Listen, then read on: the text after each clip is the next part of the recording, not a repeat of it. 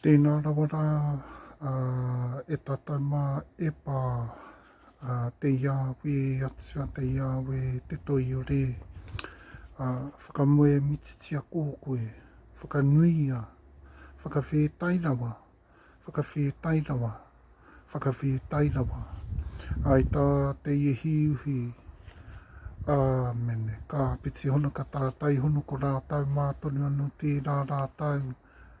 Te mate ki a rātau, ka piti hono ka tātai hono, ko tātou mātonu anō tēnei tātou, ko te kānuhi o rakua, kia whakamihi a kau atu, kia whakanuia, tēnā rā koutou, kai te mihi atu, tēnā rā tātou katoa, Māori ora, nau mai haere, Māori ora nāno.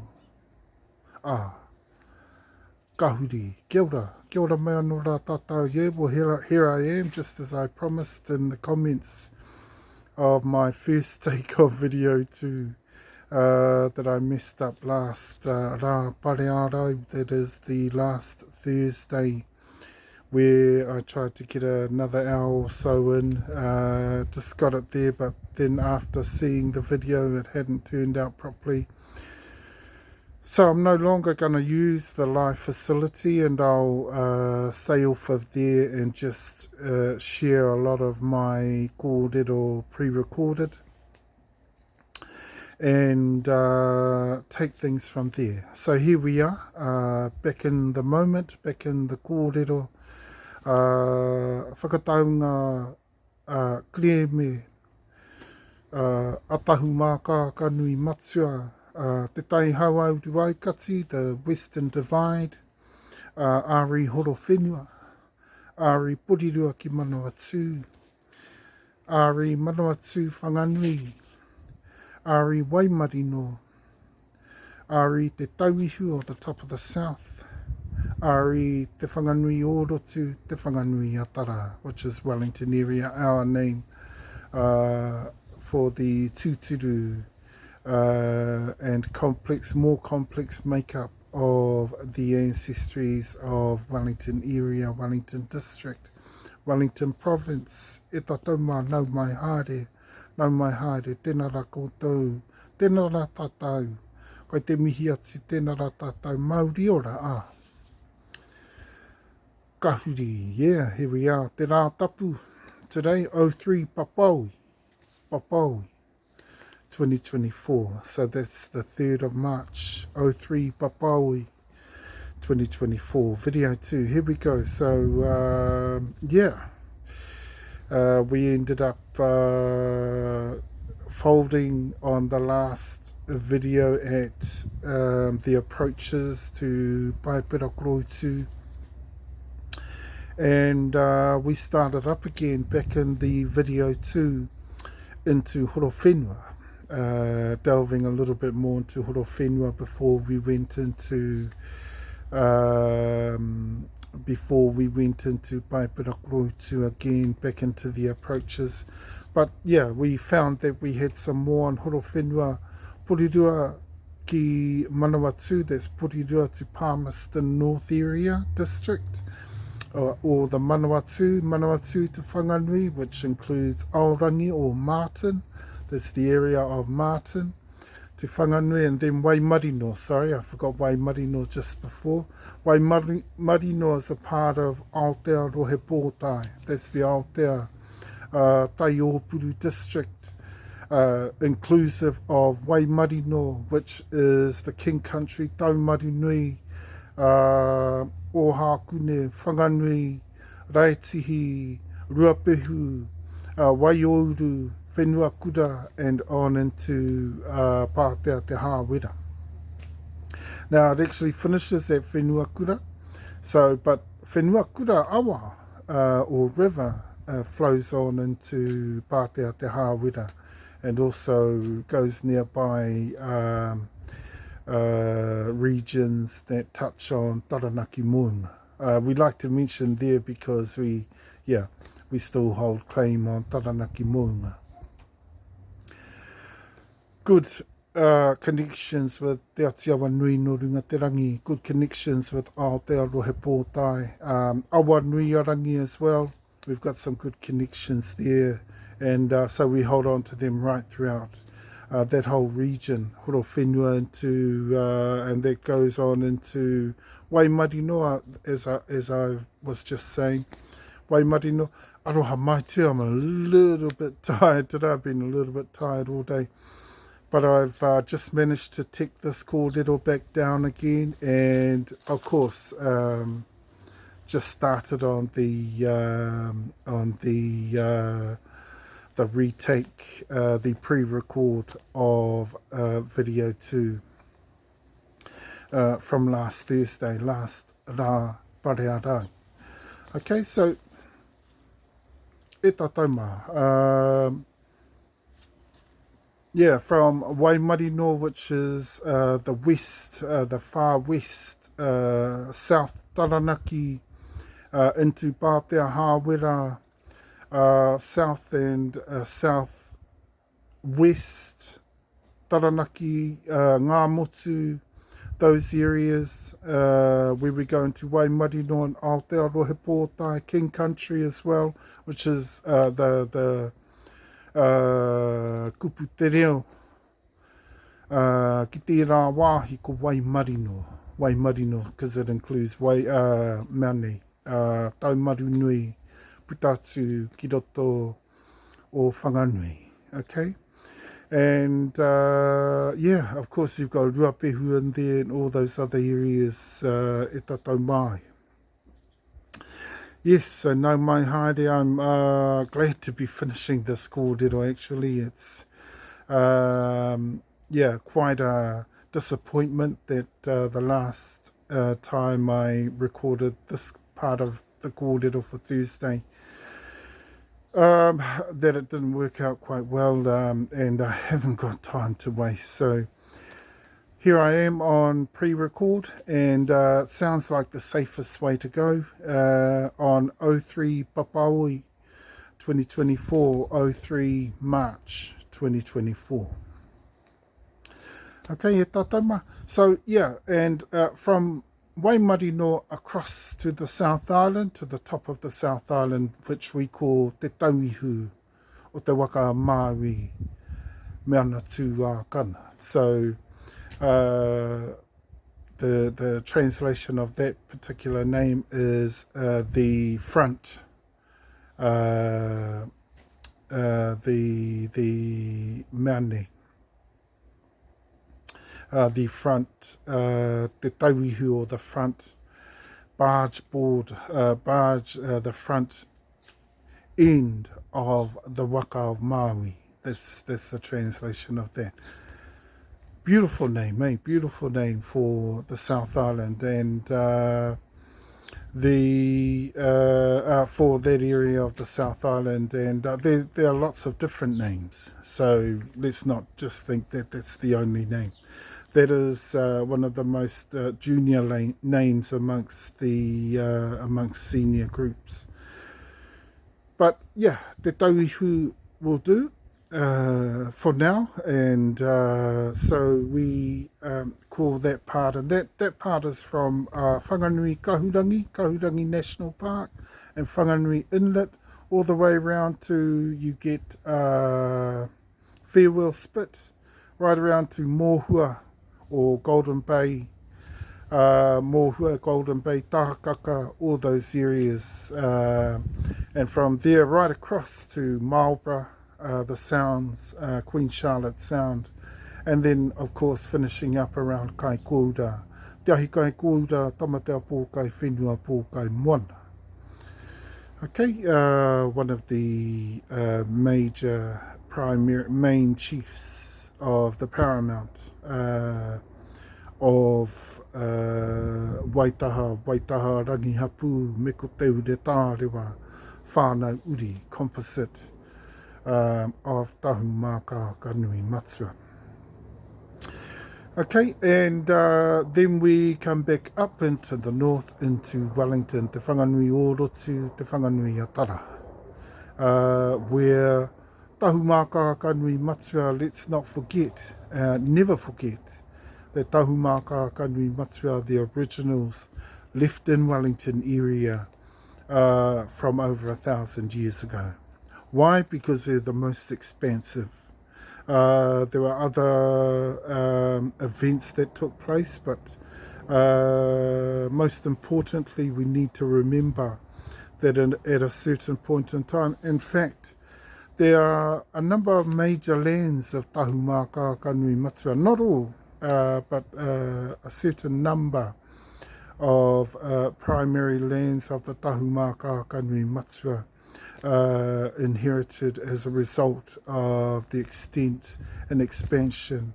Largely due to seniority, a lot of the expansions and the strength and robustness of Tahumaakaakanuimatua and the strength of its chiefship, of its paramountcy, which was top line. Atua Tupua, you are Atua Tupua, you are the noblest of the noble and the most courageous of courageous among those particular ancestries of the motu, as you are among the most senior of the motu as well. Okay, and so, yeah, very, very fortunate that. And so we get into te whanganui orotu, te whanganui atara, and we get to share a little bit more on things that were happening in there, especially around the extent of the claims of Tuarangatira. Tuarangatira, we would argue, around te whanganui orotu, te whanganui atara, are an uri whānauri. Okay, now that would put a huge pressure on the extent that they claim. You know, the extent of overextent we will begin to see once we start to begin, you know, we get to commence talks with them around exactly the magnitude and the extent that they claim down there in the Wellington area, because they're not to know. Just remembering on Thursday, now when I first went back, because I was going to do video 2 on the company page on our money, on our company page, Tahu Investments Limited. Now, the reason we couldn't is because the page was restricted, and we get that from time to time. Even on the Ariki page, we'll get that from time to time. But just lately, we've been getting this interference on our live broadcasts. Now, Matua tends to think a lot of that is being done manually by some people on Facebook. Now, if you're one of those people, please can you refrain from doing that sort of thing to ruin the sound, the volume, and our kōrero on our lives, please, because we don't know about you. But when we get on to kōrero, we don't talk lūkahu. Okay? So our truth and our facts, our legal, the legal nature of our kōrero, the lawful nature and the customary nature of our kōrero needs to get out there to the public far and wide. Okay, so if you're one of those people interfering with our kōrero, please cut it out. Okay, please cut it out, because you're not welcome to interfere with that sort of kōrero. We have, a bit later on, I'll be talking about rua rangi kōrero, rua nuku kōrero, and rua hine kōrero. Okay, the particular form of accuracy and preciseness of the kōrero of our rua nuku, or the tohungas, the experts, and those of the market greatness and excellence in all their fields, of the old world of the ao kōhatu, of the customary world of our ancestors, within which they were perfect. E tatama, let us not forget, you are interfering with the public far and wide from being able to obtain this sort of kōrero, the sort of detail and information that we have to share.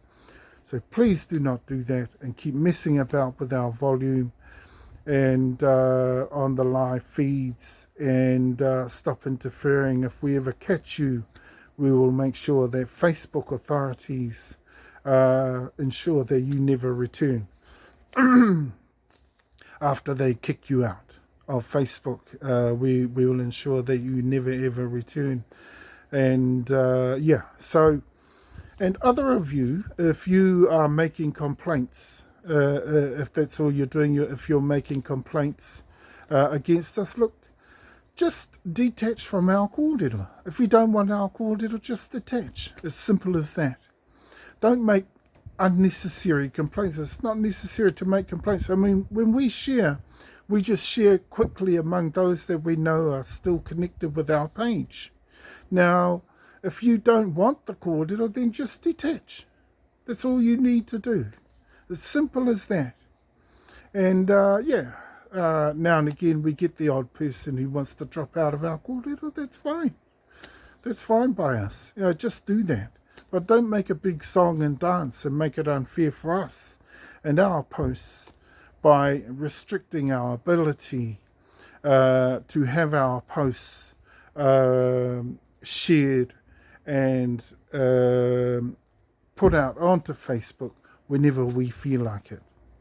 Okay, or whenever we think the timing is right. Timing is everything in these sorts of things. Media, political, social, legal, cultural, spiritual, economical, all this type of detail and kōrero amongst our people and much necessary to the public. E tatauma, look, yeah, we need to get this sort of kōrero out there, but getting back there to the toa rangatira overextent of claim, because in our records, what they show is that, first of all, let me just mention, because I mentioned horo whenua, the tara claim, the tara uri whānauri claim, the tara uri whānauri claim, who is a part of our lineage, part of Tahumaakaakanuimatua from Kupe 2. Because both Kupe 1 and 2 come from Tahumaakaakanuimatua through Māmoe, through Tahumatawhaiti, through Kahu. Okay, so look, those claims are much, much less, about a third of their claims. Obviously, an overextent of claim. Okay, why is that? Because the Muau Poko claim, of whom it is that they ally with quite extensively, that they intermarry with quite extensively, would be so much more extensive, by about a third again. A third also. Okay, so that's a start on them for a start. The largest claim still in Te whanganui orotu, te whanganui atara is ours, is Tahumaakaakanuimatua Hapu iwi. Hapu iwi. We still hold the largest claim, even after the musket wars. So toa rangatira need to stop trying to make it look like they were victorious outright. That's not true. That's utter nonsense. Utter nonsense, because in fact, if the truth were known, the whole of the war and the battle in Wellington area and Te Whanganui Orotu, Te Whanganui Atara was won by Tahumaakaakanuimatua. Okay, the war itself was a scrap. First of all, they tried to take out Wairarapa where we defended there as well. And then, of course, started on Te Whanganui Orotu, Te Whanganui Atara, of course, where we're mana whenua as well, original mana whenua, and started to defend there as well. Now, though we lost much land, we do agree to that. We lost much land. The biggest scraps in that land, actually, we retained. Okay? So much of the land that, even at the moment, Toa Rangatira claims to have taken was not taken. One of those lands is Whakatiki or Upper Hutt area. The whole of that area is Tahumaakaakanuimatua still by customary right. Okay, by customary right. The other thing is that the chiefs of Toa Rangatira were pursued through there by Tahumaakaakanuimatua, and so they abandoned that land over that time. See, so they need to account for that and realise that they did not take the land there at Whakatiki. Just for your information, out at Porirua ki Manawatu, Porirua to Palmerston North area, e Tatauma Paekākāriki is, definitely an area katuakina mātau ki reira. Turakina mātau e toa rangatira ki reira. So that whole area of Paekākāriki was taken definitely by toa rangatira. But most of every other area, retain care mātai. Retain care. He nui anō no ngā wenua mautonu i hoai. Mautonu i hoai, pupuri tonu i hoai e mātau. So, there's no way that any of those lands amongst the other lands, horo whenua, right through there, all the way to Porirua, Manawatu Whanganui as well, Whanganui right through to Whenua Kura, Pātea Te Hāwera. No way,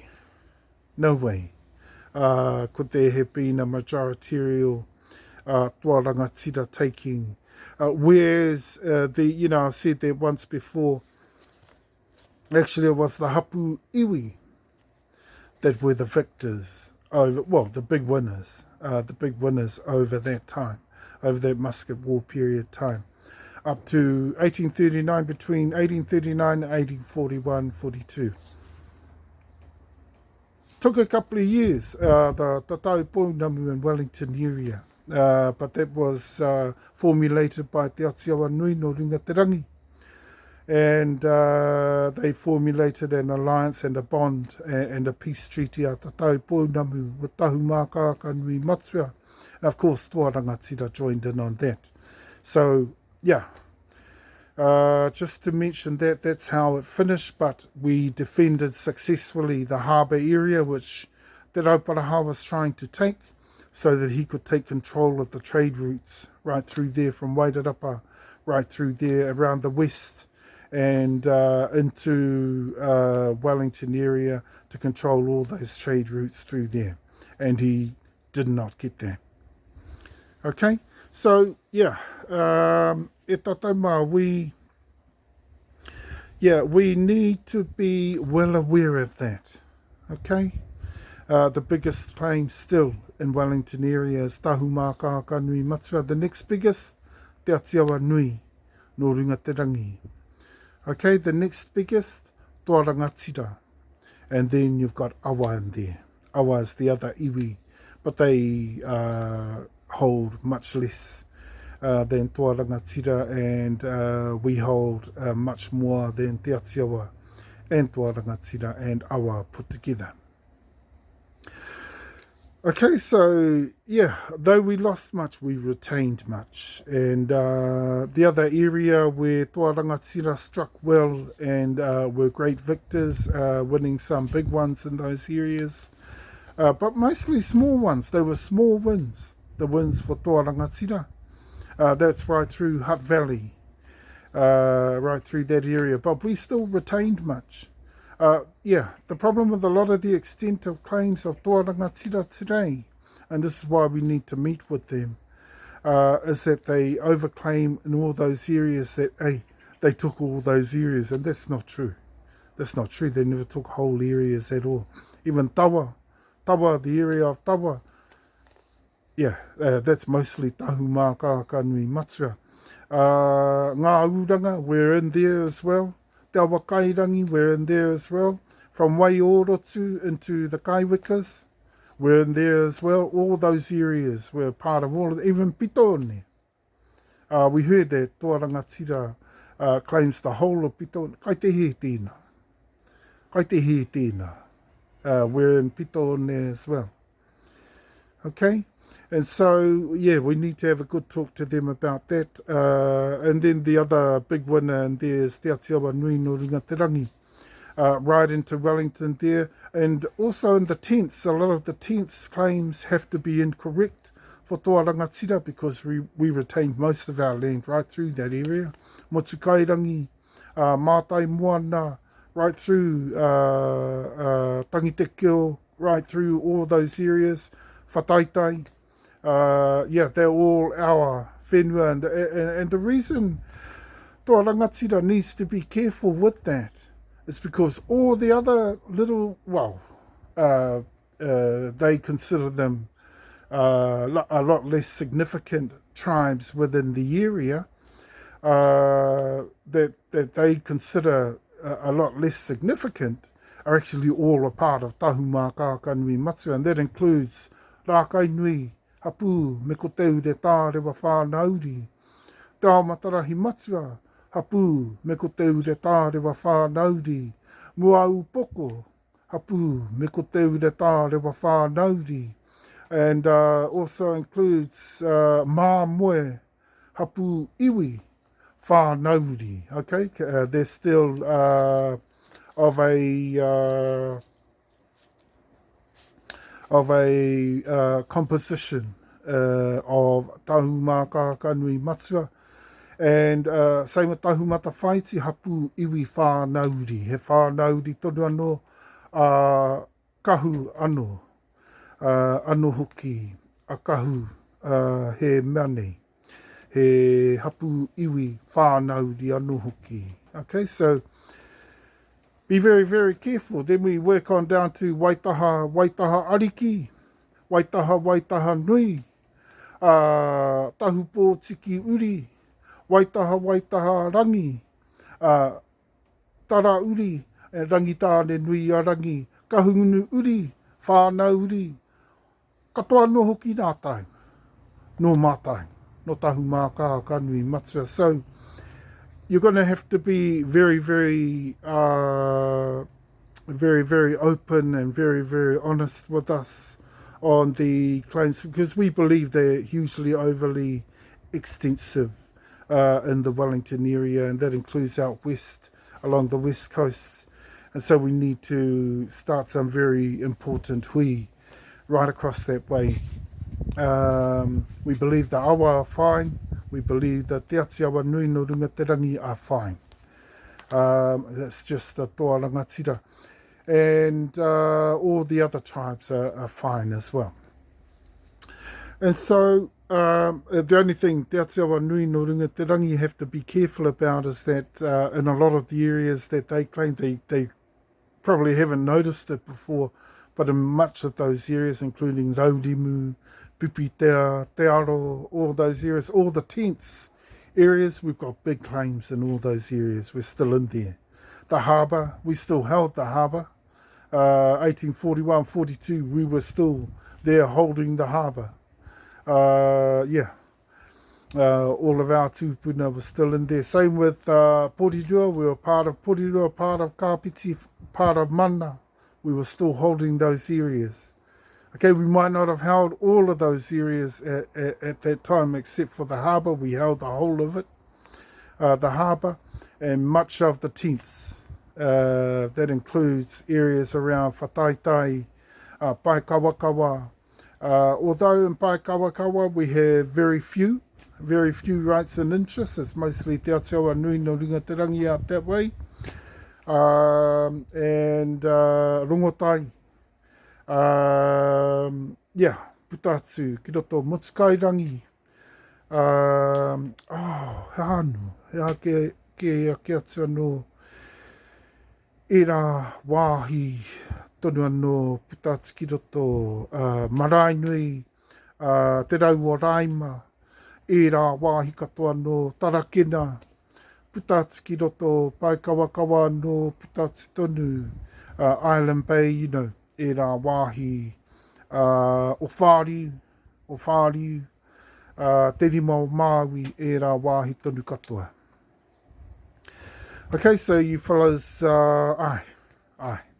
should be very interesting, our hui with toa rangatira once we get those going, so we can assure them, you know, we come to them with, you know, very, very significant intentions, and just with the intent of getting things as accurate and precise and right. We're not coming with judgment, we're coming with the intent to get things accurate and right and proper for the future of not just their tamariki and mokopuna, but also ours. So yeah, and yeah, you would notice I'm trying to be a bit nicer on my videos, and because things have calmed down pretty much.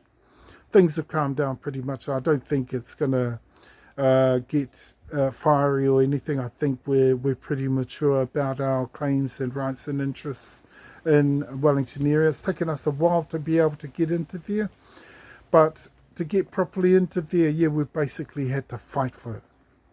Really fight for it, because everyone got septic, you know, about their claims, and really critical because they knew very little. It's just, yeah, it's the fear of the unknown, I guess, and that's what hit most people in Wellington area. So, but after they realised who exactly we were, and the fact that, you know, all those tribes I mentioned to you, yeah, Tutura, Tama, Uri, whānau Uri, you know, a number of those people who are part of our seniorships, the most senior in Tahumaakaakanuimatua, are still in the region. Okay, so so we have to talk around a lot of those different claims and rights and interests, just to make sure we get those as accurate as possibly can be, and that we make sure that the differences between Uri and Hapu Uretārewa, and between Hapu Uretārewa Uri and Hapu Iwi are considered hugely, because actually there's no way toa rangatira, even with the musket, could have dominated the three major iwi that were in that war. Okay, there's no way that they could have. We also had strong ties with many of the awa, strong ties with many of the Te Atiawa Nui no Runga Te Rangi as well. Okay, so a lot of them actually were fighting on our side as well. Okay, so apart from all our tribes that make up the complex makeup of Tahumaakaakanuimatua, even through those war times, one of the largest tribes in the country. Okay, we're 280,000 nowadays. Back in 1769, we were 160,000 plus. Okay, so definitely one of the biggest iwi in the country among 7. There's only 7 iwi. So yeah, I feel a bit sorry for a lot of tribes here still considering themselves Hapu iwi. It's all right for those of you who are claiming to be iwi, modern day iwi or iwi, or a people of the modern day, a tribal people of the modern day who believe they've made a particular status of acceptance and an acceptance of that status in the modern day to be calling themselves an iwi. Fine. But as tūturu iwi, karakau. We need to have a good look at those sorts of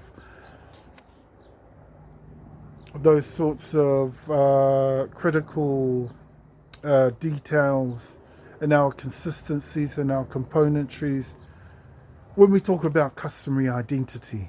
I mean, customary identity is so very important. That's the biggest question out of the whole thing. And the whole thing is who we actually are, who mea iwi are, mea hapu are, mea uri, mea whānau, wai rani, you know? So we need to get these things right. And that includes statuses and consistencies and componentries of the different tribal groups. Once we get that right, we can get everything else right. Okay? Te reo, me rā mea katoa. kauru mai anua i ki roto ki tēnā tuāhuatanga katoa. These sorts of taonga tuku iho all brought back into the country by our tūākana, by all of us, the tūākana iwi from Moai, Hapu, down to Māmoe, down to Moriori, down to Awa, down to Te Atiawa Nui no Rungaterangi. All 7 of us in the country, practically, that have brought back all our taonga tuku iho back into the country, and now we can, pretty much start the rebuild. The thing about that is that it's a very, how can I put it, intricate job. It's a very intricate undertaking, and so it's going to take some time, but we can do it. I know within Tahumaakaakanuimatua we've pretty much done it. We just need people to fall in, do what they're told, do their time and learning, the various consistencies of their tribes, their traditions, te mea, te reo, te mea. Yeah, that's going to take some time as well, but they have to set in, because all the tūturutanga o Tahumaakaakanuimatua is still alive. And so they need to fall in. They need to fall in with the leadership, as I have said in video 1. But look, let's carry on here, and definitely the victors overall in Te Whanganui Orotu, Te Whanganui Atara are us, Tahumaakaakanuimatua. And so we're going to continue to claim our rights and interests there. One, because we were unfairly treated at the start.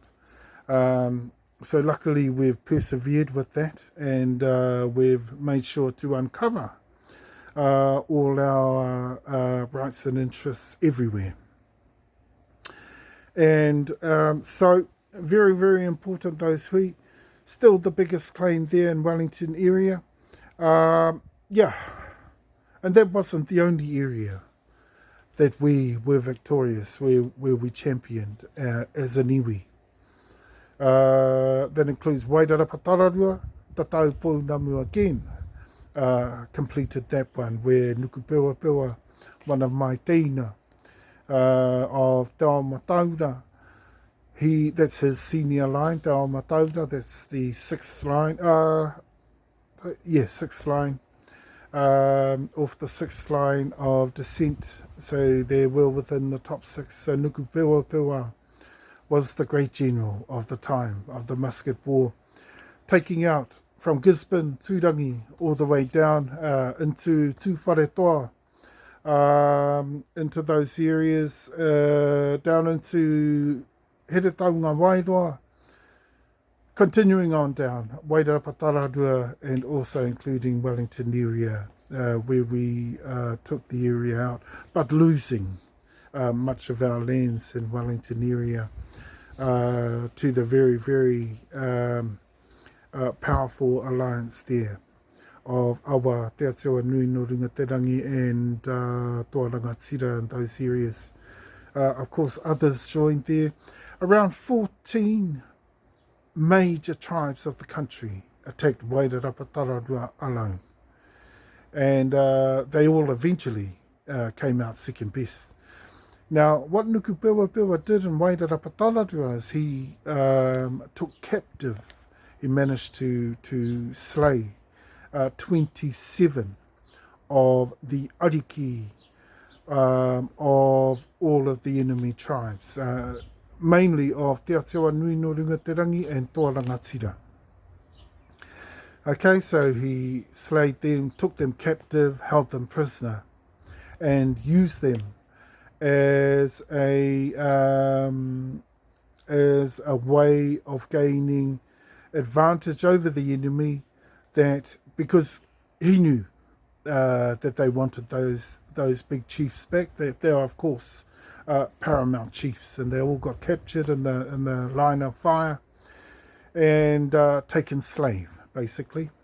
Taken slave, and you can just imagine how hurt the enemy were, how You can just imagine they felt very, very destroyed and distraught inside about that, and needed to have them back. And the only way that they could have them back, Nukupewa said to them, is by vacating our lands in Wairarapa and fleeing from there and never coming back again to make war on us of Wairarapa ever again. And so it was sealed, it was secured, and they got their chiefs back. And Tatau Pounamu, or peace treaty, was formulated there as well. 41, 42. Same in Pitone or Petone. Everyone calls that area Petone.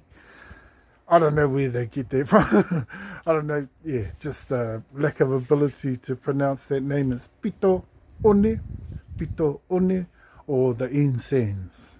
That's what that means, the incense. Sands end, Pito One. And you can see there's a esplanade right along Pitone, Pitone area, and of course a beach right along that coastal area there. And of course, so a very, very important win there. But you can see how the ascendancy of the Allied opposing forces began to capture so much of the lands in there, in the Wellington area. There is so much that we lost, but much that we retained as well. And also winning the war down there. And formulating the pact through Te Atiawa Nui no Runga Te Rangi to all come in on the peace treaty where intermarriages were formed. Same thing happened with the Wairarapa intermarriages were formed. Lots of very high-born chieftainesses and high-born women were swapped for wives for the paramount chiefs of our people, te mea. And so peace began in those areas, but just making sure that we understand the nature of kōrero around those areas and the nature of what we're on about, of our kōrero around those areas. I've got through, that's the major part of the kōrero for down that way, and that's the extra kōrero, the kōrero that we, hopefully I haven't missed anything out there, but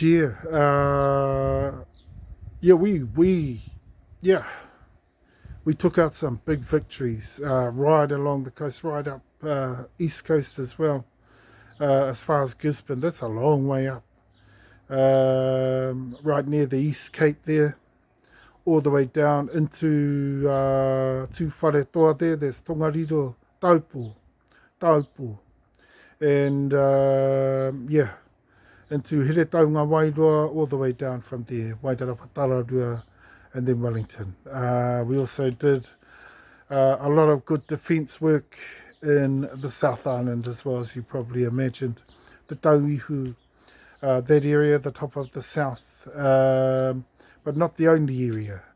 We defended well right through the south.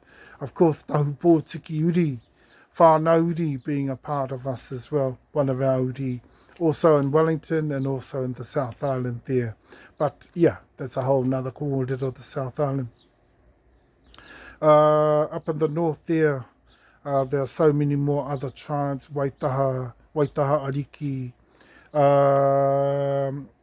Waina, Tehikau Papaoi, all those tribes that you don't hear much about. They figure very, very well in the north. And of course, Waitaha Nui link us in with Te Arawa and all those particular tribes. Our understanding of those tribes is we overlaid those tribes. See?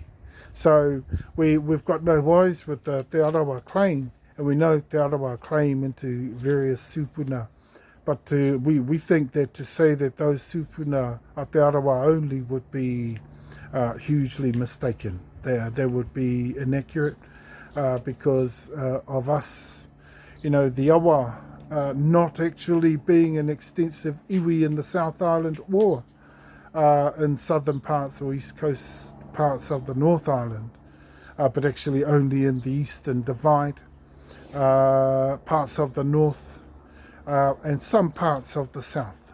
For Te Arawa, we take note of a lot of the Te Arawa claims in there as well. Okay, tatauma. Video 2, I make mention of claims of Tūhoe Moriori. I was going to talk a wee bit more about them within the kōrero and review. A number of topics there to talk about in kōrero of review. Luckily, I have to do this kōrero again because some of the kōrero and review, I actually didn't get to do them. I didn't realise that on Thursday. I didn't get to do them, so I will do those today. A lot of the kōrero and review. And so now we're going to move on to if we have successfully gotten through all of that kōrero. I think we have. But just to remember, we still fought with our traditional weapons. Most of our tribes did too, same as Muaupoko within the lands of Horo Whenua. We still fought with our traditional weapons right through from 1816 on to 1824. We were still fighting with our traditional weapons, 1824, and then we switched over to the musket. It was just quicker and easier, more efficient from a distance. And so we could match the musket efficiency and being able to, kia patua te tangata kia mate. Okay, that's what we, so the nature of war changed actually during that whole war. And all of a sudden we were just out to kill. And that was it. Whereas in former times before that, we could kill, we could maim, we could hit with karakia and, take over people's lives. We could destroy the will of people lawfully, because the law always applied. Even right through war times, the law applied. What we didn't do was kapatu atu kia mate, straight away. I na matani, I na matani. So we didn't do that straight away because we had all these different ways. So we could either take captive or te mea.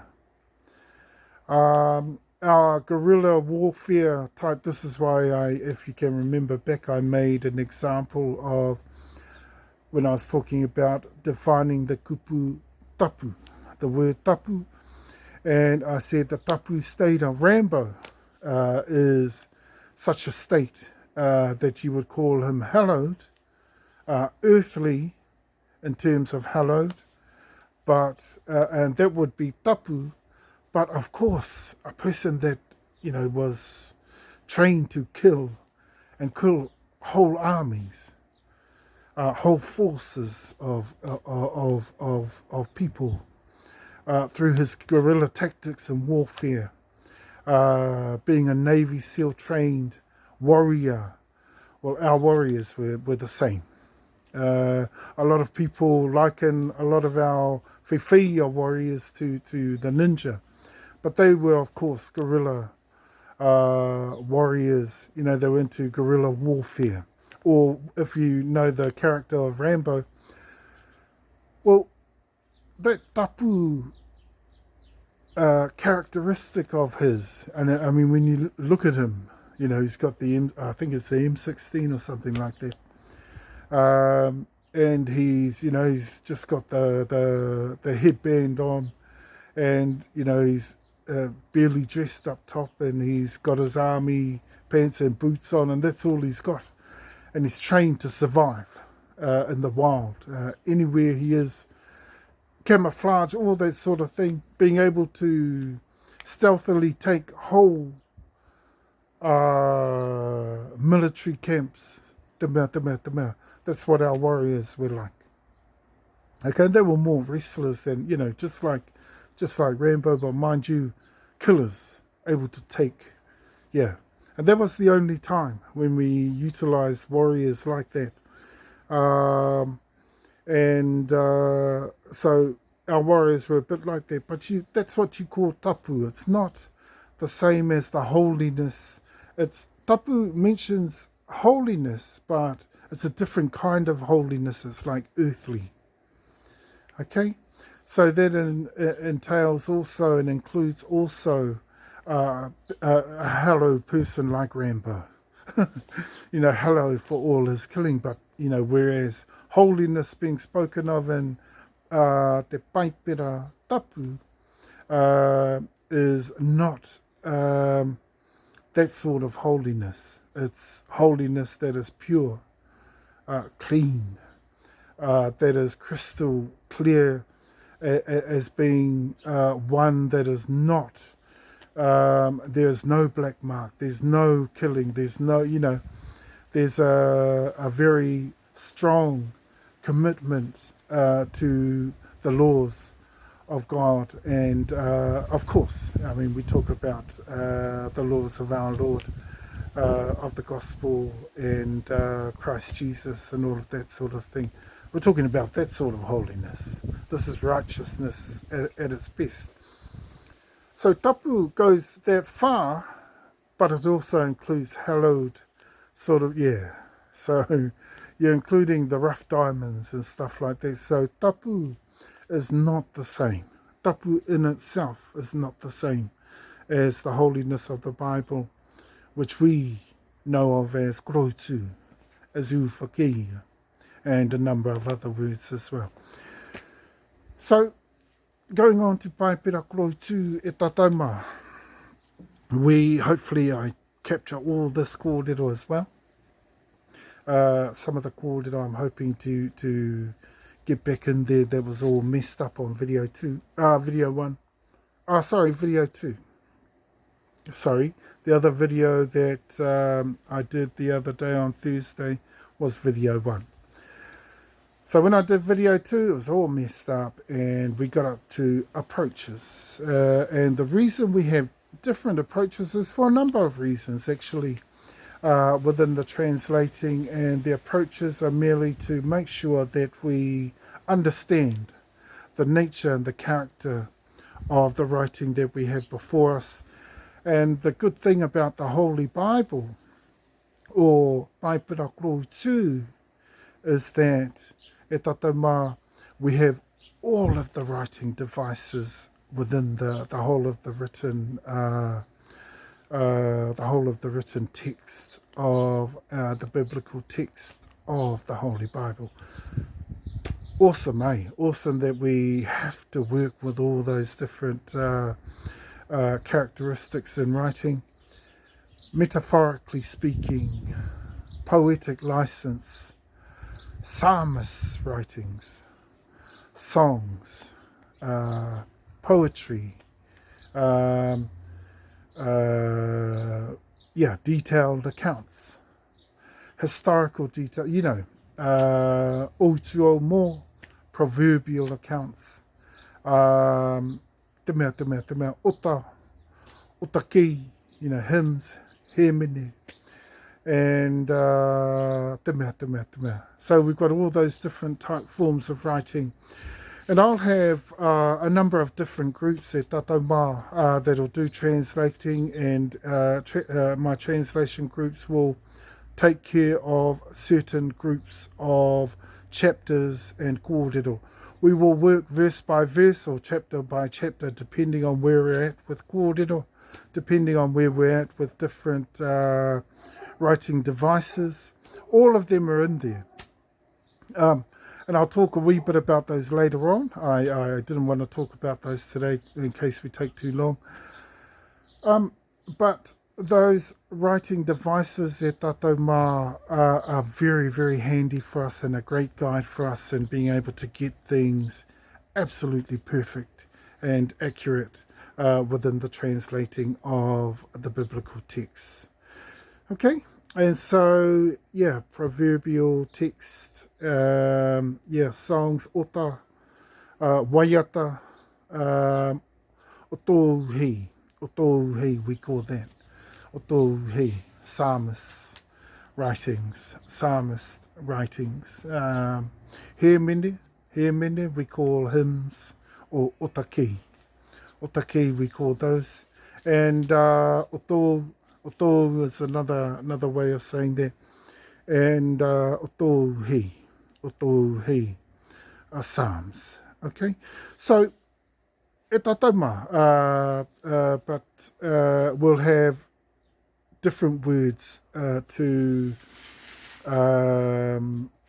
terms we will use within the different chapters and books of the Paipirakorautu as we go.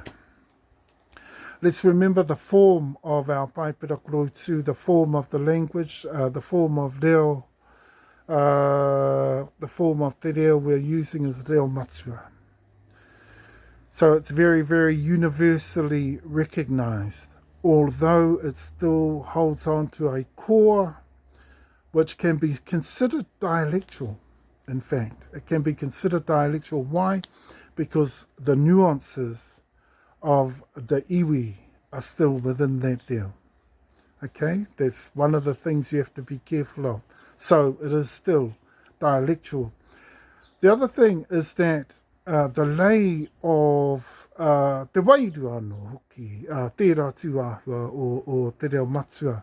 Reo matua is also coupled with wairua, which we call Māori. Now that's where that word comes from, Māori. There's no such thing as a Māori race. But I guess the Crown, they liked, the Māori tanga of our spiritual essence, the spiritual characteristics and nature of our taonga tuku iho. And the particular Māori of ours is that of Tahumaakaakanuimatua. And that's the thing. Between iwi, we had a Māoriness, like for awa, we had a unique Māori tanga. And I guess, the Crown liked that sort of thing. So they coined a phrase and termed us Māori people. And next thing you know, from 1840, which was when they made it official, well, they didn't make it official with us, they just put it through Te Tiriti, which was, a bit silly. I bet it was part of Te Tiriti that they confused us a bit. Now, the thing with Māoriness is that it particularly comes from the iwi, or the Hapu iwi. So there's 7 of us. We have our own Māori tanga within us. But that's a wairua, it's within our reo, within our tikanga, within the way we do things, the way we are identified, our tikanga, tikakawa, our law and order, te mea. So e tatama, very, very important to be able to make to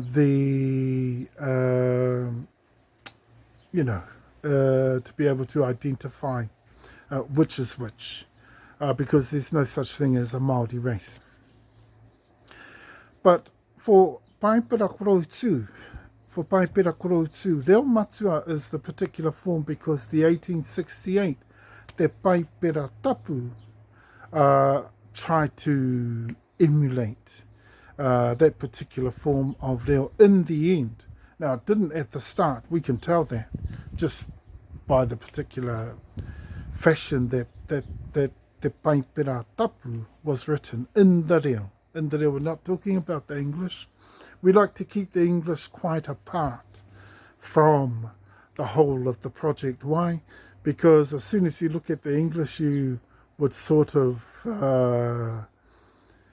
it makes you sit on your laurels.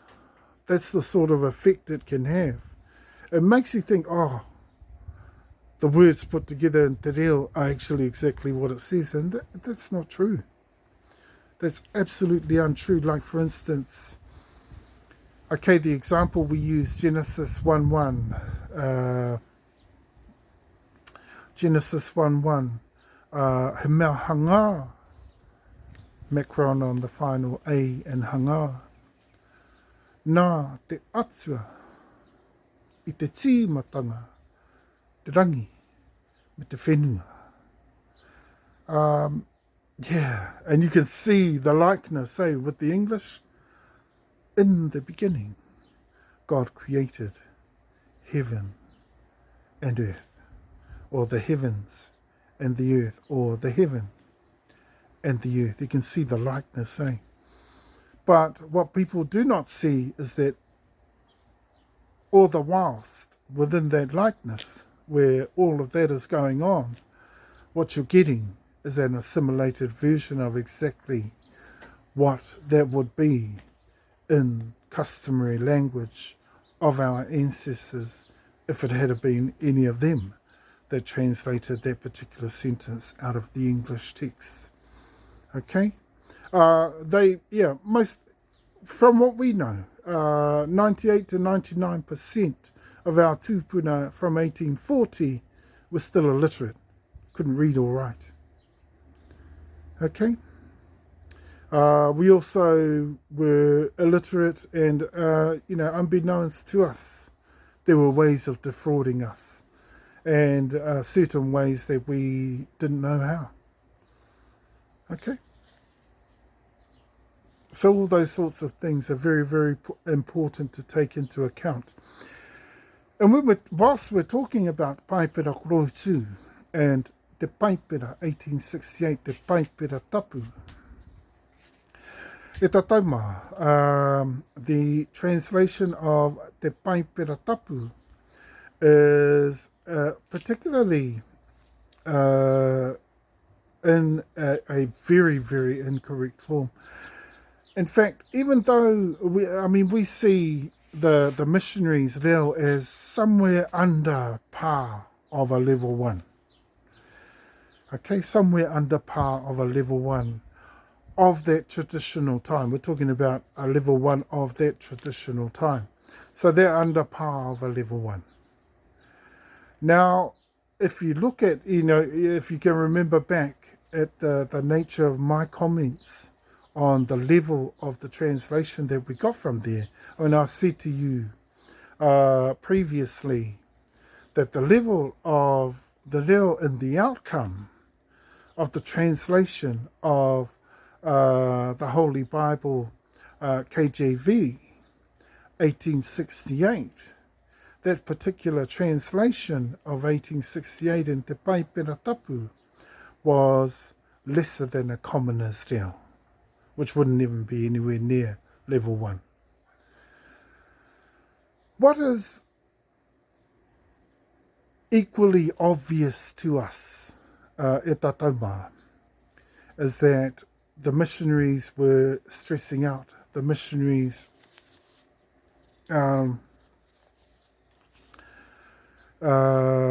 could not do otherwise because they were under the control. There were obvious inclusions within their translating groups of members of Crown representatives, including Hobson and others. So, look, we're not silly, but they had to have control of that whole translation. Though if they didn't have control, it wouldn't have made much difference. Just under level 1 part still wouldn't have come out perfect. So, I guess the Crown made Te Paipera Tapu look like those missionaries that were in charge of the whole of the translating, William Williams, I believe, that they were throwing the whole thing anyway, because they couldn't make a level 1 anyway of that time. Okay, a level 1 of that time would have been able to translate that Bible. So they were pretty fluent. But we consider that they are under par of a level 1. The writings that they produced into He Whakaputanga, or the Declaration He Whakaputanga 1835 and the Tiriti of 1840 were, an attempt to be looking like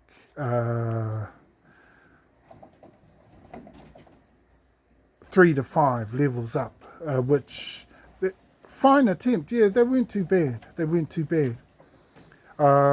But to us, because the reo is ours, it is the reo of Te Awa, the reo of Tahumaakaakanuimatua, also Tutura te matua Hapu, me ko te ure tā rewa whānau uri, and also Moai Hapu, iwi. E tatauma, we need to be aware of the fact that, that there was no way that they could be level 6, though there are traces that they used between level 1 and level 6 over those times. But they couldn't have been totally level 6. And in fact, we took them all the way back down to under par level 1. Because it's the same with their attempt on the Bible. So itsy bitsy, there's bits and pieces of reo, and also different tribes are in there. So there's no one tribe. And then in the end, they must have decided, we'll try and make it a regional coverage of reo within the Paipera Koroi too. So when you get that, that not only can be in a form of reo matua, but it can also be in a form of regional language or regional dialect, which would be Northern dialect. Okay, which they still failed at. But that's why we've decided to write a reo matua form to produce one. And reo matua form being obviously an iwi form still, though being universal and being able to, and which allows us to communicate between iwi, between hapu, me ko te ura tā rewa whānau uri te mea. Okay, so that's the important thing to remember about reo matua. One of the questions that were asked me the week before is that, does, the translation that we made of he mea hanga nā te atua I te tīmatanga te rangi me te whenua.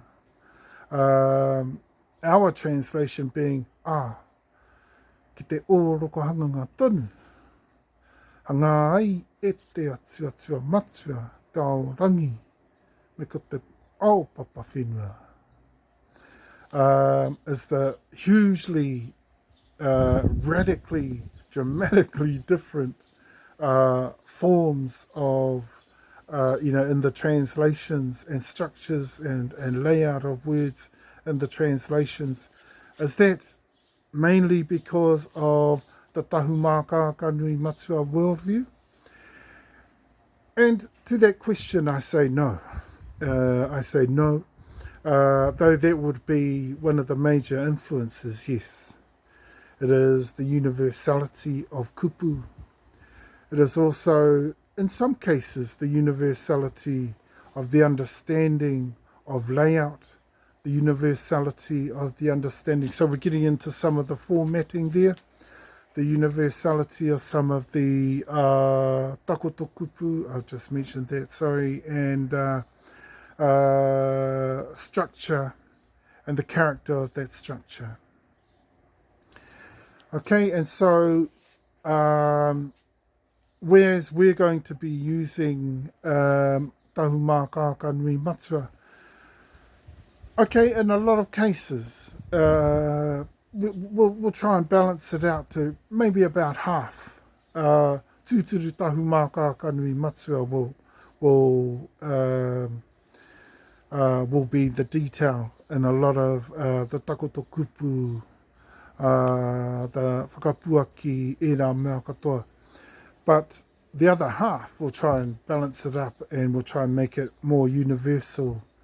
Even though the nativity of Tahu, because we can give or take, see?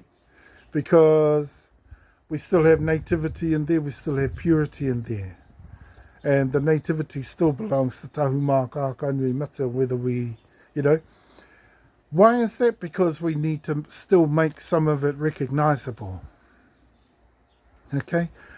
If we can make some of it recognizable, and let's agree on that fact, that if we make as much of it recognizable as we can, because it is Reo Matua, because we can, if it is Reo Matua, then people would be able to use it a lot better.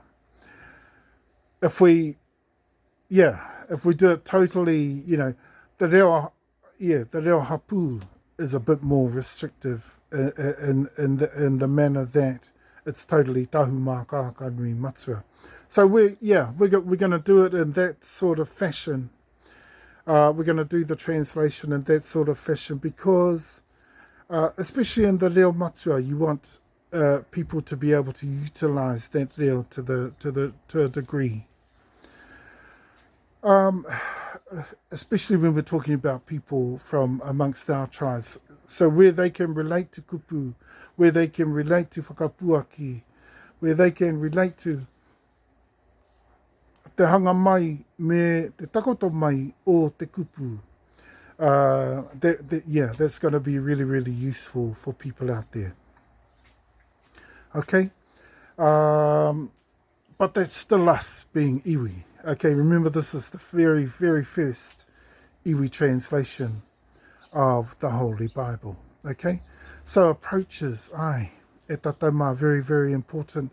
Tahumaakaakanuimatua approaches as well, very, very important. And an eye on the universality of things,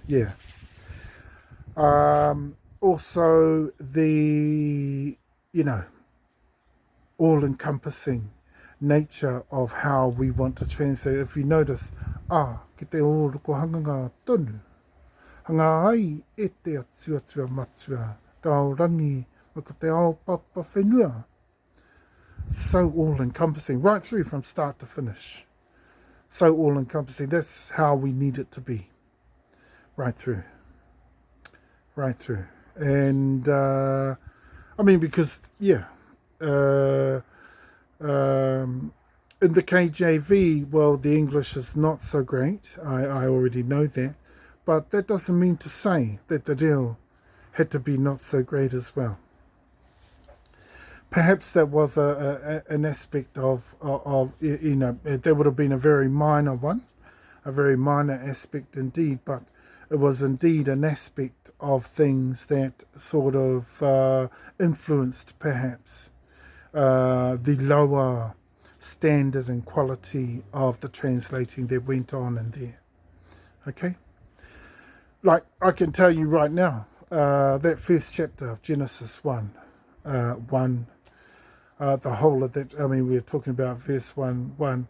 If you looked at how different that came out in that translation, and the final will end up something like that, if not identical. Okay? The whole of that chapter, I can tell you, is going to be totally overhauled. That's how it'll come out. In groups, we will look to come out with 5 to 10 examples of translations that we might utilize within that space that we're trying to translate. Be it a verse or be it a whole chapter. And if we're scratching to get 5, we'll go up to 5. But most of them, I would say, would get about between 5 and 10 different examples. And so remember, when I used my example, it was only quick, and we only used 3. And that's not much of a choice, so it was a pretty clear choice, really, because I'm such a big meanie when it comes to te reo, and I made it so easy for me to make it number 3. And so, yeah, total overhaul, really. Almost a total 100% overhaul. And so when you look at things that way, e tatauma, you know to the degree of how much we need to translate Te Paipera Tapu of 1868. We're using KJV, you know, it's got a far more literal translation, NKJV, sorry. EASB, the American Standard Bible. We've got a copy of Te Paipera Tapu now, 1868, Te Paipera Tapu. And we've also got a copy of my New Living Translation, just to help me with my English. We've also got my Thesaurus. We've also got the Hebrew version, which is the Old Testament, and the Greek version, which is the New Testament original. Why? Because we need to be as literal as we possibly can with every part of the Bible. Okay, so very, very interesting, Very, very interesting. And the process there being working communally, no one person looking to take control of any one of those examples that might come out in translations and whole translations, totally discussing and debating and working around every part of those translations, even if we have to come together for some of them. And sometimes I won't have them all the time. Sometimes we'll have, I'll know when we need to have them. We'll have different experts in the knowledge of the Hebrew, the knowledge of the Greek, experts who can help us through the interpretations to make sure that we're not adding anything or taking away from anything. But most importantly, the wairua tapu and, the Lord leading us through each one. And us allowing for that space in translations to be taken up by the Lord and His lead, because foremostly that's the sort of accuracy that we want in the whole of the translating of Paipera Korotu. The Reo Matua form. It's going to be interesting once we get to the Reo Hapu form, but so much easier. This is why I'm so happy that we're doing one particular version in Reo Matua and then we're going on into the Reo Hapu, because it's going to be so much easier. Why? Because we already have a sample of what we need to produce, an example that we can follow, and everything will be aligned one to the other. Though Reo Hapu is totally different reo, it will certainly align, as well as align with the English as well. Okay, of the Holy Bible. And interesting, Interesting. I think we've covered most of that, Paipera Korotu, and I think we need not be too concerned about most parts of the process that we will follow, the different approaches. Look, everyone will be briefed on all those sorts of things as we go, and also from first thing in the morning to last thing at night. Long sessions, we will have quite long sessions of translating on certain days, and looking to take a couple of years at most, I think. The translating of one, a couple of years at most, maybe 3. But I'm not too sure that would take 3 years. But it's very, very interesting. But like in everything, when you're God first, you'll commit that to the Lord. So we're doing the same thing with this Bible translation. Bible translating is not something that comes easy. So a very, very challenging project indeed, and one that we take very, very seriously. And so, the Paipera Korou too is going to be very, very interesting for us and very, very challenging all the way through. But I think, allowing, the Holy Spirit to lead us also in obtaining that accuracy that we need of the biblical text and that understanding and comprehension. I'm hard on that. I'm hard on that. Why? Because for myself personally, understanding the English, having experience and understanding of the Hebrew and Greek is so very, very important. But I must be able to personally keep that clarity. And I think the more that for myself, and I think the more that of the word for myself, and the more that we focus on that literal translation and meaning of various contexts and various devices of writing, the poetic forms and the different structures in there. Better that we get them right, but that we have that understanding right from the start. And we have those experts on hand to be able to guide us at times. And that we have our own, very, very scrupulous and meticulous processes to work through, to work from, that will give us that capability of being able to carry out successfully the whole of the task. Once we've done it once, I'm pretty sure the second one should come, not like a dream, but a little bit easier. And I think, though it will be still challenging because of the different language form, it will be a little bit easier in a lot of places for us. And in fact, would be so much easier because in the alignment with TeTaiHauauruAukatiTai, that makes it so much easier for me, for people like me and probably other translators, because we understand both reo very, very easily. So doing literal translations in reo Hapu is going to come pretty easy. We still need to check those back, look back at the English versions that we have around us and also the Hebrew and Greek versions, and making sure that we have those exactly right, just to make sure, and all that sort of thing.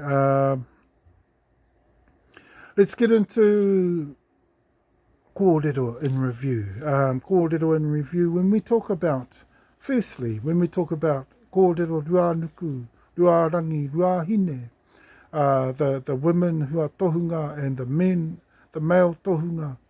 Look, we're talking about the best form of kōrero amongst kaumātua, amongst pahake. A lot of these people are the experts amongst the people, the expert teachers of the various fields, the karakia, the you name it, the ahurangi, the all those different forms of teachings available to us amongst the ruanuku, ruarangi and ruahine were primed for us. They were the kōrero of a time. So that sort of kōrero is timeless to have in this day and age. And so this is some of the kōrero that our seniors have brought back to us, that we have brought back to us, that mainly not so much Māmoe, Tahumaakaakanuimatua and Kahu, but definitely Tahumaakaakanuimatua, Tutura te matua, te awa, and more ai hapu. We've got some there from Moriori, but not a lot, not a lot. And but there's still some there. And of course we know of the taonga tuku iho of Maui. Maui Pōtiki, let's not forget that. Maui Pōtiki. Okay, so I just wanted to clarify that when I talk about ruarangi kōrero, ruahine kōrero. All our kōrero comes from there. And it's kōrero that we bring, that we want to get you to think about and consider things. And if you find yourself on the wrong side of things, you need to maybe make some changes or change position. If you don't, you know, sometimes there's big trouble. And I talk about a lot of the teinaina lines, you know, the teina. Almost most teina throughout the country colonized by the Crown still in such a big way because they're so well allied with the Crown that they've come out very, very troublesome within the process of claims and settlements. And so, yeah, a lot of that sort of kōrero matters to everybody. The problem with a lot of our teina is they allow the kōrero of the Crown and the laws of the Crown that are devised in order to act illegally, act non-customarily within the country, and compromise our tikanga tika and kawa in the country. Yeah, I mean, it's obvious, eh? If you don't follow the ruanuku, ruarangi and ruahine kōrero, then you're going to be in big trouble if you're following the nature of how the Crown works within its process. Look, so that's that sort of kōrero. We've got also e tatauma kōrero tūākana. So if all those, you know, ours come from amongst the most tūākana in the motu. Okay, that's another thing. That's another element you need to consider. We've also, in the reo, you know, talking about Paipera Kroitu just before, in the reo, we've taken over in the motu. Tahumaakaakanuimatua is basically leading in te reo in the motu. And the main reason for that is a lot of the forms and that we've brought out, and a lot of the terms and that we've started to bring out and utilize in the country are forms that have been lost by all the others. Okay?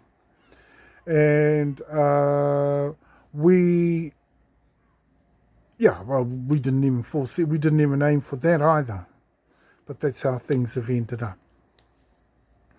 Okay, so when we talk about things like Leo Hapu, things like Leo Matua, Leo Hapu, you know, Leo Hapu being Leo Hapu Iwi, and Leo Hapu being Leo Hapu Iwi, e tatauma, all that sort of reo, those reo forms and the mere structure and capabilities and functions and uses of those reo, yeah, totally forgotten about amongst most of the tribes. In fact, we've gotten carried away with interpreting Māori and us as a Māori race. Well, we were more concerned over a certain time of being united. You know, being united mattered. So this Māori term that the Crown started to use on us to lump us all together and make us easier to control started to become more important to us. So we can, you know, in the years to come, hopefully we throw that and go back to tūturu, where unity in a more traditional fashion is far more capable. Okay, and far more unified. Okay, just merely being Māori and being unified on that, and that's not good enough. That's one of the kōrero in review, talking about the word Māori. Just being Māori is not good enough. I mean, Māori, even from right throughout the history, from, say, back into the Musket War period, on into the present day, huge negative connotations. Okay? In Pacifica, in the islands, huge negative connotations to some islands. Okay, Māori. So whilst we're calling ourselves Māori, I think we should be careful there. And I think we should be very, very careful because one, it's a kake, and two, it can be a whakaiti as well. So it can't be anything in between, really. And the reason it can be a kake is because if you're saying that we are Māori, and there is such a thing as a Māori people, then what you're saying is that we were totally made up of purity. We were total pure people, pure form, which it means to say we did nothing wrong. Kai te he tēnā. Kai te he tēnā. Okay? That's a kake. That's why I say that is a kake. There's an example for you of kake, where that particular term is concerned. Our heritage before then, right back to 1769, most of that heritage does not mention Māori. Okay? In fact, it comes into view mostly from 1840. Okay? And you know the reason for that. Because Tutura, we weren't Māori. In fact, Tutura, we weren't racial. We were tribal. And right back into ancient times, we've always been tribal. Okay? So if we look back on our iwi, if we look back on our hapu, me ko te ure tā, rewa whānau uri, e tatauma.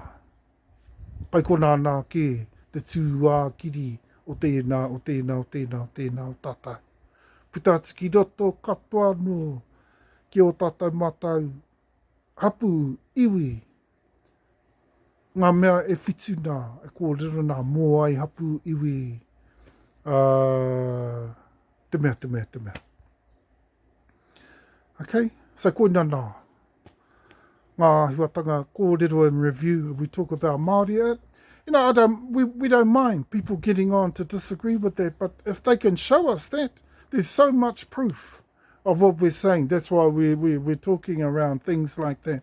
There's so very much proof. In fact, we can prove as well that the most official kōrero around that particular term as being a term to call us as a race of people was actually, in fact, by the New Zealand Crown after their formation in New South Wales.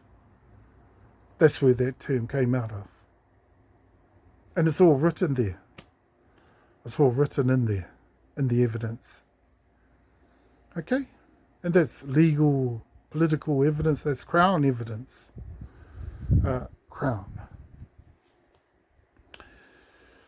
Okay, so yeah, that's kōrero in review there. Kōrero tūākana, we know what that is. The seniorities. The makei kōrero in review, we know what that is. The biggest connections of our people, the number ones in the motu where all of the, whenua was brought from different areas and went into different areas, but the makei is so very special in that it held most of the more ancient connections of our people to all of Pacifica, but not just Pacifica, but onward from there. We're talking into Accra, Ghana, we're talking Egypt, we're talking into the lands of the Mayans, we're talking Tonga, Samoa, yeah. And so we continue to make connections today, and and that's what the makei is, our very, very special place of connectivity and that we hold on to today. And in fact, the first place where a number of, and in fact all the seniorities, I do believe, of the country where they first people was in the north. Look, as we go on to talk about Moriori, just a wee bit more on the concept of Māori. I mentioned before, Māoritanga doesn't give us oneness straight away. Because Māoriness, if we go back to tūturu times, if we go back to te ao kōhatu, belong to the iwi, the Hapu iwi. And that came out of your whole wairua, te tikanga, te tika, te kawa o tō iwi, tō āhua, e nā mea katoa, anthropologically speaking as well. E rā tū āhua tanga katoa ko tō Māori kairoto. Okay? So each of our Māori was different. Ours was called Tahumaakaakanuimatua, tēnā Māori. You know, so again, we were non-racial. Okay, and in fact, we were tribal. Okay, and we always have been, if you follow our history back into ancient history, even where the Papaoi is concerned, where we have reconnected with our ancient roots, right throughout Ethiopia, Ghana, Egypt, Mesopotamia, Sumeria, Irawa, Hikatoa, Africa, northern, eastern, western Africa as well, in the north there. Ethiopia, Kush, the African Nubia, Hebrew people, of course, that connects our people in particular with Saudi, the Arabians, who are not tūturu to our people. Okay, they were intermarriages. The tūturu connections to our ancient roots are actually the African ones. Okay, so we branch out from there into the Eastern Europe areas of the world, right through into, you know, you've got Rome, you've got Greece, you've got Israel, you've got the UAE, China, Japan, India, and then eventually the Mayans, the Mayan Indian in Southern Asia. So e tātou mā,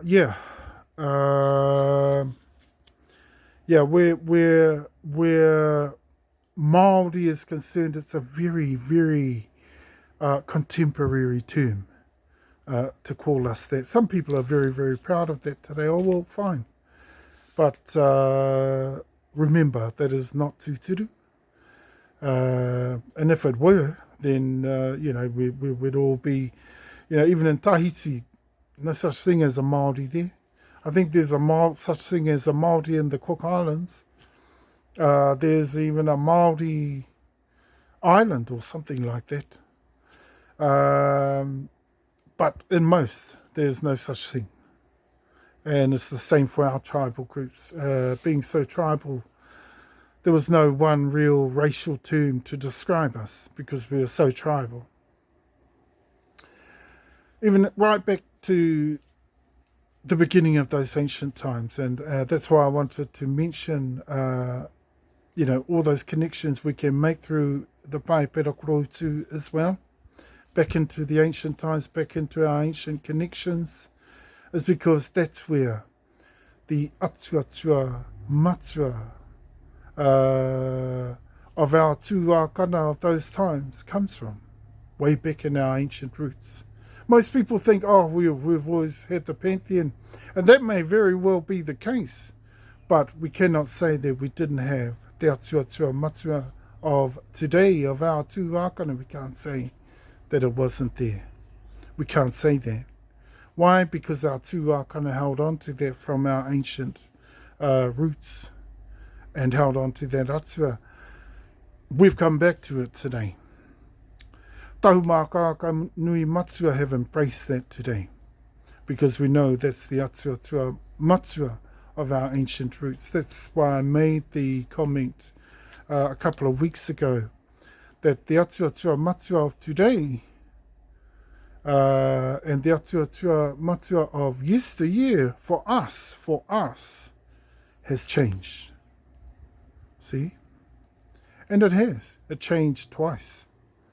Because our ancient Atua Matua, which is the God of today, Yahweh to Yore, say Matua Tua Matua.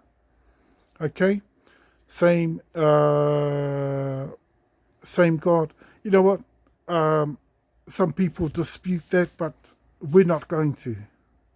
Because it's clear in the Papaoi too, in the detail and the evidence provided in the Papaoi too, it's clear as anything. It's clear within all the cultures that we connect with through our roots in Africa. It's clear through the people of the Genesis who connect not just from throughout Africa and with their own cultures, but also because they know their roots in the Genesis. They never became the tribal people that we are. And the Pacifica people that we are, they never became that we did, see? And being people of the Genesis and retaining that, they were amongst our tūākana, they retained that old ancient Atua Matua right through. And they've still got the same one today. The same Atua Matua. For us, it's changed twice.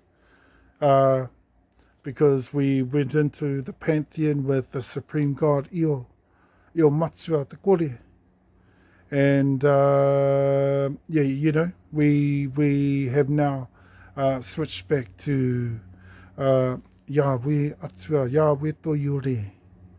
And I'm just being biblical there, and also going back to our roots through the Hebrew roots and of course the Jews and the biblical terms utilized from throughout the Hebrew Bible. I don't want to give away the Tahumaakaakanuimatua words that we too often that we'll be using from throughout our translations until the time.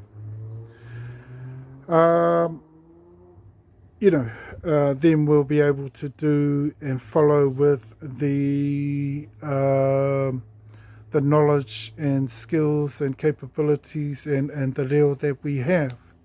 We'll be able to move in a fashion that the Holy Spirit, that we move in a Christian fashion throughout our translation as well of the Papaoi too. Okay, back into our kōrero and review, just a couple more. We've got ko hui arau, we already know. Within ko hui arau, we've asked for the seniorships to be able to hold the lead in ko hui arau for today, from now on, because it ended up in junior hands, and in fact it ended up in kiingitanga hands. We need that brought back to the seniorities to be able to operate in a more tūturu fashion and in a way that would probably be far more pleasing and more prepared to be able to face what the future holds, and in a way that is tūturu, of course, and a more accustomed way to each of the 7 iwi who will be involved, but through the lead of our seniorships in the country. Okay, no disrespect to kiingitanga, but we feel that they've done their job, and they did it well. They took it to recess, and they did well enough to us, and we're quite happy with that. And now it's back up again. Look, time for the seniorships to take back control of ko hui arau now and to run it as befitting, of course, with updated consistencies and componentries into the future. Again, for our tamariki and mukopuna e tatauma. So that's ko hui arau, and of course we've also asked for our own separate Parliament buildings, preferably in the north, where ko Huiarau began, where we can feel more at home. I think that's really what we want. And we can operate without that sort of crown sort of obligation, and we shouldn't have to really. Of course we will kamihi ai tātou mātou te kuini, ki aia ke tō tātou mātou koutou nā i hainai tā moko ai te tiriti, kei a koutou ke tērā. Kamihia ki tērā tū āhua hoi anō. Te āhua te tūturutanga kairoto. Those sorts of things need to be led properly.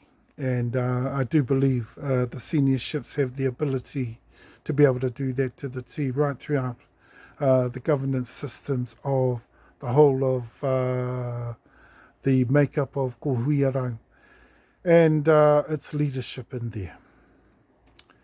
Okay, that's with the whole of the 7 iwi, interrelating, interconnecting, and of course working communally together in there within ko Huiarau. Okay, kei te pai. And so, e tātou mā, that's a biggie. And, hang on, we've got,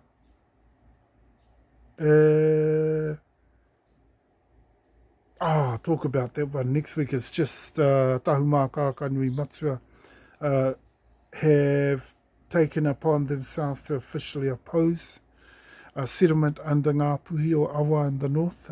That's down here as well, and kōrero in review. And we'll talk more about that next week. But a lot of the ancient kōrero needs to come forth through there. And because Ngā Puhi, we don't know whether they realise yet or not. But very, very new, really, is their claims in the north. And they need to understand the impact of that and the status of that, what that means. Fine. Ko te kāinga tonuke, kia Ngā Puhi, ka te pai tērā. Engari, te kāinga tūturu, ngā mea tūturu, mai rāno i reira, i te tuatahi, kei reira tonuke. Ana ko mātai no tērā, that includes us. And all 7 iwi are all in the area, including the most senior and the very first of the inhabitants of the country. We've got to be accounted for in those lands.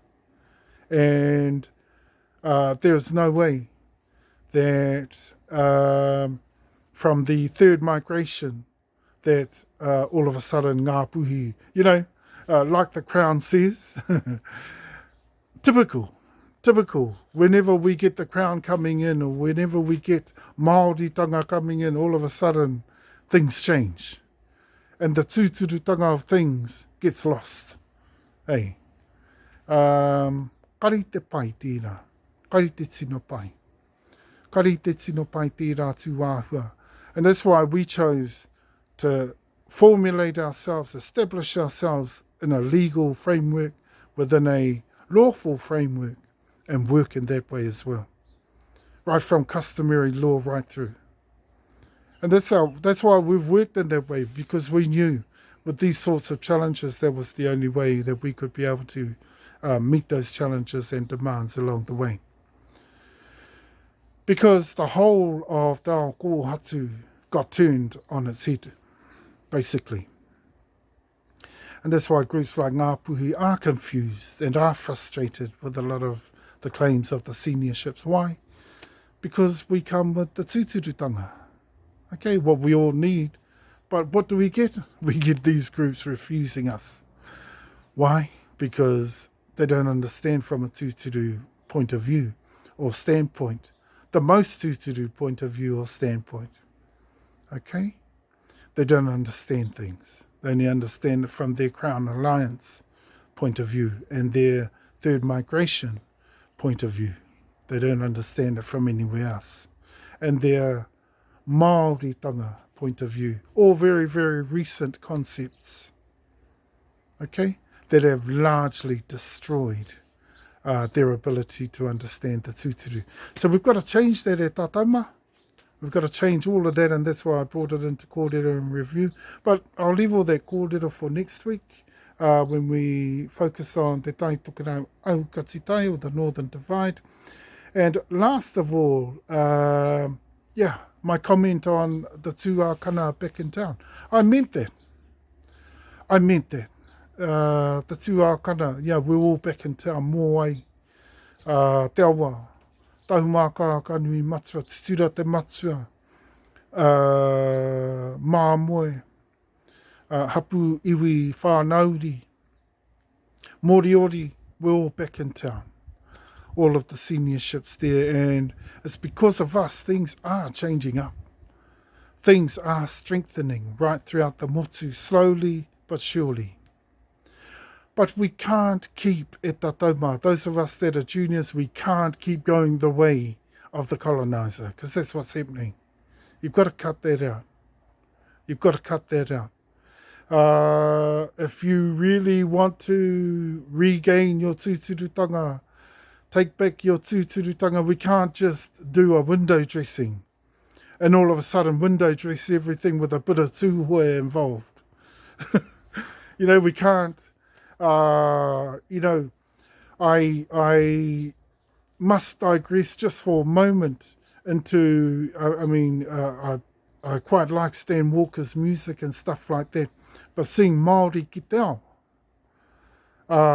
and seeing the face of Tamaiti there, one of our whanaunga, in fact, he korau anō.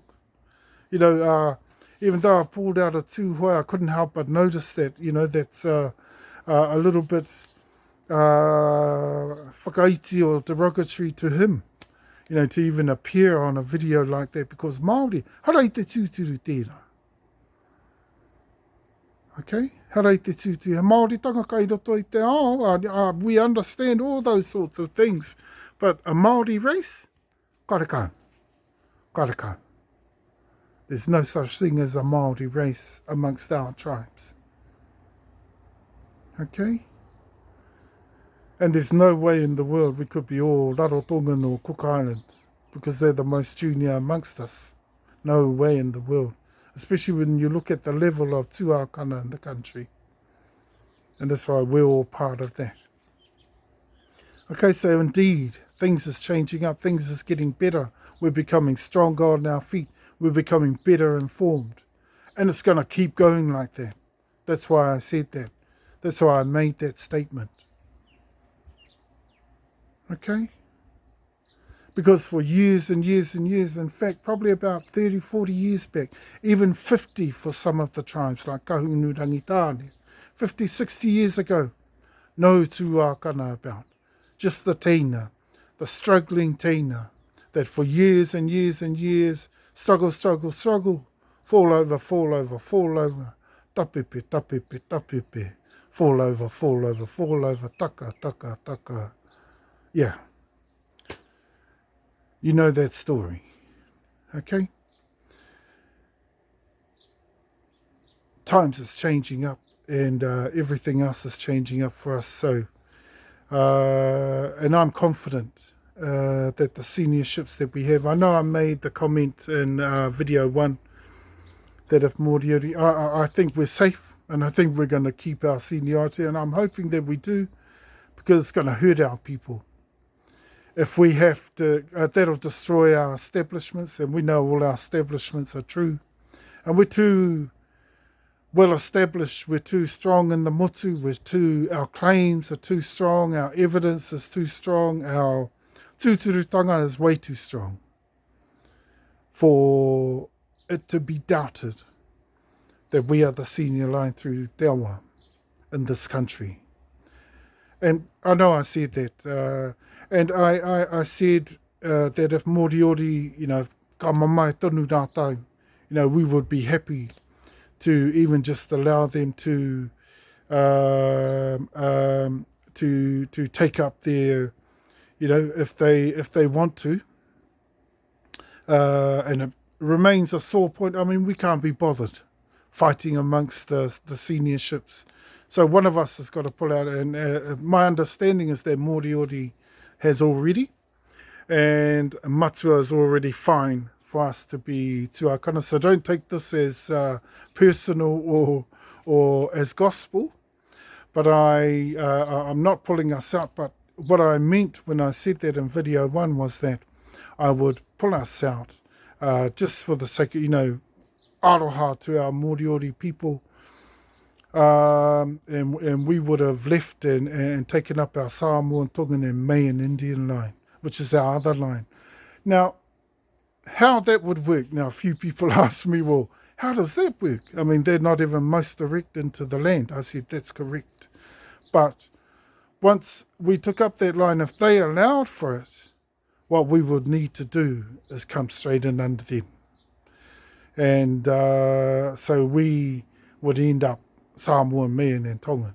And all our lands we would still hold, but they would come in straight away and be legally within the land as well then, which is a sad day. If that had to happen, it doesn't, because things are fine now. Things are fine now.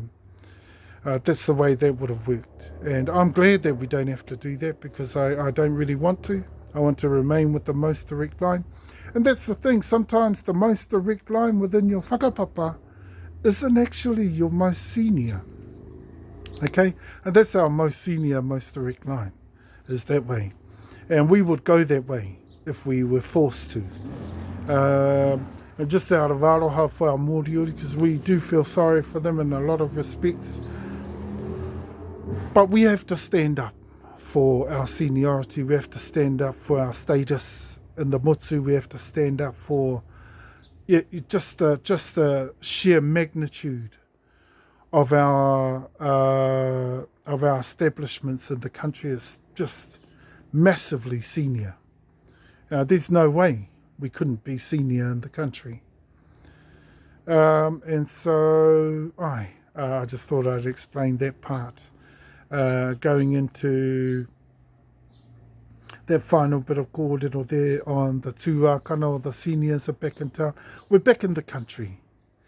And it won't be too long for all our people, for all 7 iwi. If we all get on board, we'll all be fighting fit in the country. Okay? We'll be all able to reach the 5 million.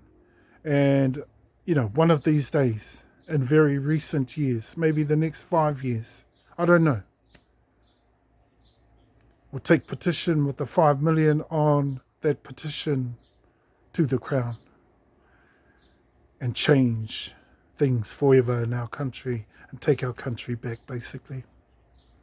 And shut the Crown down, take our Te Tiriti back to our original partner, who is the Queen, and today who is the King Charles, who will take care of that, obviously, from Westminster. And all that sort of thing. I can't wait for that day. A huge victory for our tamariki, for our mokopuna, especially. But also a huge victory for the Lord, because I'm pretty sure that's where the Lord is taking things for us. So I thank you, Lord, Father, Lord, Yahweh Toyore. I thank you with all the thanks and praises, all the praises in my heart right now. For you, all glory be to you. And all these things, what a wondrous moment that we can celebrate in our hearts.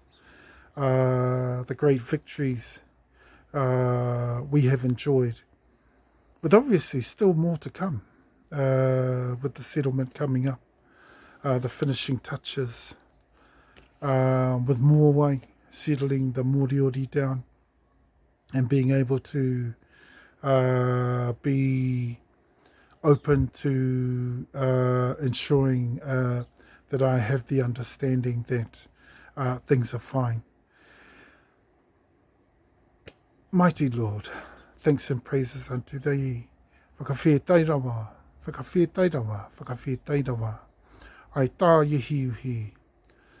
Āmene, ka piti ona ka tātai hono ko rātau, te mate ki a rātau. Ka piti ona ka tātai hono, ka tātai mātonu anu tēnei tātai, te kāno hiora, kia tātai Mākua. Kai te mihi ati tēnā rā tātai, tēnā rā tātai Mauri ora, kahuri.